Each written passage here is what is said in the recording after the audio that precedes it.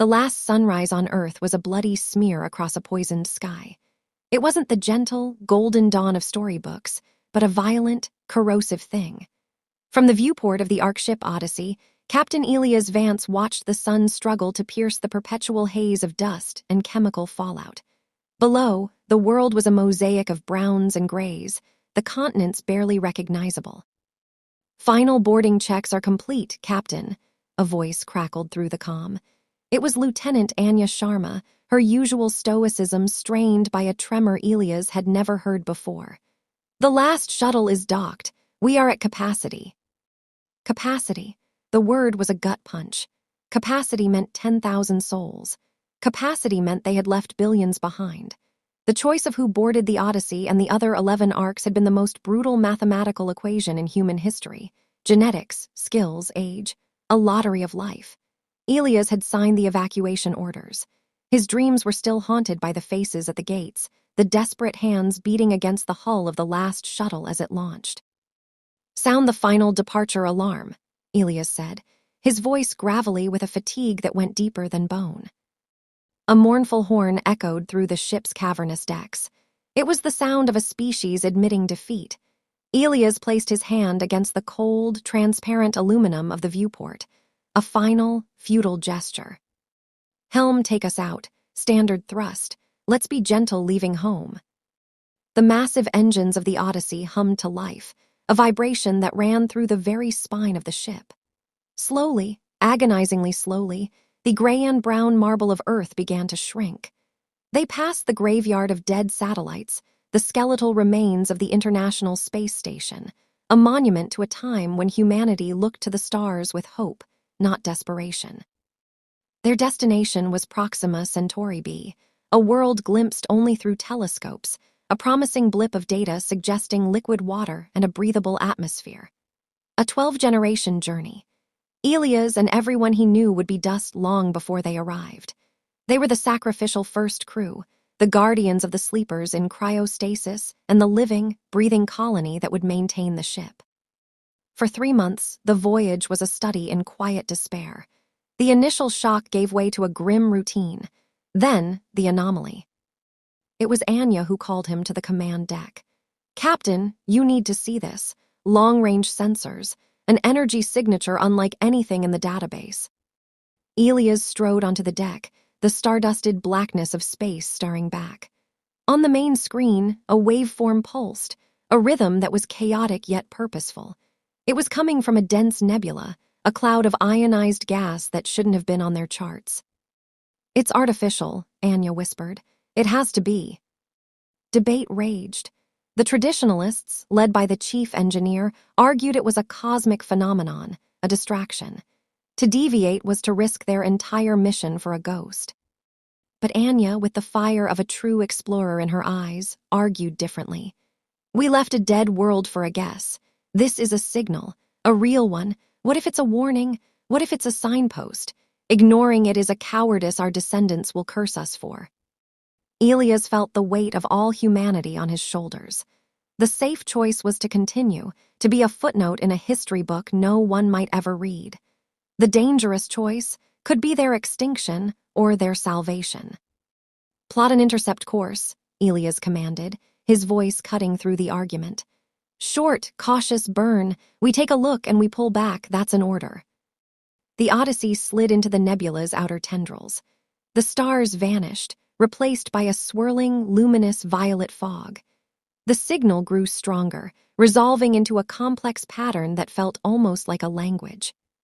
And then they saw it. It wasn't a natural formation. It was a structure.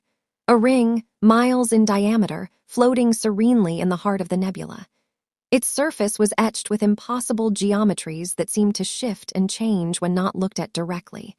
It hummed with a low, subaudible power that vibrated in their teeth. "The gateway," someone breathed over the comms. As they watched, the center of the ring shimmered. The void within it wasn't black. It was a swirling vortex of blues and whites, of familiar spiral arms and a comforting yellow star. "It's a wormhole," Anya said, her data scrolling frantically. "A stable one. The exit point, Captain, it's in the Proxima Centauri system. It's a direct path. The journey, it's not 12 generations, it's 12 minutes. A collective, stunned silence fell over the command deck. Salvation, a miracle. Then the alarm screamed. Unidentified objects, emerging from the ring, the tactical officer yelled. 3 sleek, predatory ships shot from the vortex.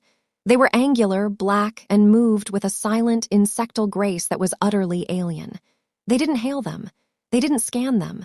They opened fire. Lances of emerald energy ripped into the Odyssey's hull. The ship shuddered violently. Damage reports flooded the screens. Breaches on decks 4 and 7, cryobay integrity failing. They're not guardians, Elias snarled, gripping his console. They're gatekeepers. The Odyssey was a colony ship, not a warship. Their defenses were minimal. Evasive maneuvers were useless. The alien ships were faster, more agile. Return fire, target their engines, Elias ordered.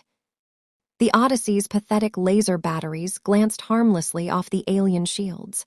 Another blast sheared off a sensor array. They were being toyed with, dismantled. We can't fight them, Captain, the tactical officer cried. Elias' mind raced. Billions had died on Earth. 10,000 were in his care. He would not let them die here at the threshold of paradise. Anya, that signal. You said it was like a language. It's complex, Captain. Listen to it. Is it a key, a password? Is it asking a question? Anya's fingers flew across her console, her face a mask of concentration amidst the chaos. Another impact rocked the ship. A console exploded behind them. It's a pattern, a sequence of energy pulses. It's not a warning, it's a handshake protocol. Can we mimic it, broadcast it back? I can try, routing power from life support. Do it. The lights on the bridge dimmed. The air recyclers wind down. All non-essential power was funneled into the comms array. Anya input the final sequence. Broadcasting. For a terrifying second, nothing happened. The lead alien ship moved in for the kill, its weapons glowing a malevolent green. Then the etchings on the giant ring flared with a blinding, pure white light. The alien ships froze. Their weapon ports closed. As one, they turned and with a silent, almost respectful deference, retreated back through the vortex. The ring stabilized, the vortex within calming into a clear, shimmering window to another world. A blue and green marble, hanging in the blackness. Proxima Centauri be waiting. The bridge was silent, except for the crackle of damaged wiring and the ragged breaths of the crew. Helm, Elias said, his voice steady despite the adrenaline shaking his hands. Take us through. The Odyssey, wounded but unbroken, sailed forward into the light. They had not just found a shortcut. They had passed their first test. They had faced the void and learned it was not empty. It was watchful. And as they crossed the threshold, leaving their dead world far behind, Captain Elias Vance understood.